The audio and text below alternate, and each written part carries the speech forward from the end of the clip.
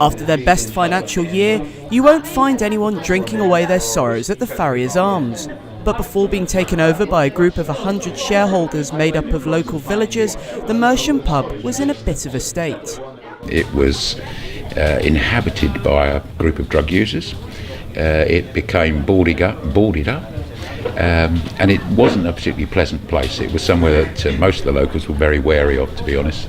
It was my wife, in fact, that had suggested that it might be an idea to see if anyone collectively wanted to get involved. And the response was phenomenal. Oh, it almost brought tears to your eyes, I have to say, because there were situations at home where I had people knocking on my door saying, "Oh, I understand you're looking for money to purchase the pub.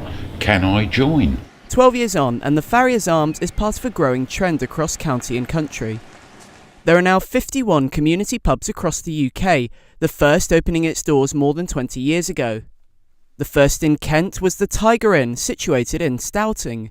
The average startup costs are at £350,000, and the average investment by individual shareholders is £1,000. The rest is raised through mortgages and loans. The investment was made under what they call the Enterprise Investment Scheme, and that effectively gave investors tax relief on their investment as long as they held those shares for a 3-year period. We have quite a few shareholders that initially, especially younger shareholders, who've got 1,000 shares, and we encourage that. The Farriers has broken even or made a profit every year, but besides the financial success, the shareholders believe it's helped to foster community spirit.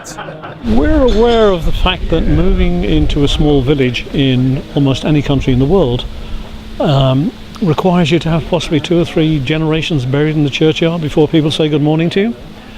And this was an ideal opportunity, so we put some money in and we got involved in the restoration and the rebuilding of the pub. The number of community pubs is still small in relation to the rest of the industry, and with 20 pubs shutting across the country each week, is the future of community pubs viable? If you are an investor in this pub, are you going to drive past it to go to another pub for a beer in the evening? Are you going to drive past it to take your mother out to dinner for her birthday? No, you're going to come here. You have to take the decision not to use it, and that's a fundamental difference. No community pubs closed in 2016, showing that with enough support, the local watering hole can keep pulling pints and pulling in customers. Cameron Tucker, KMTV, Mersham.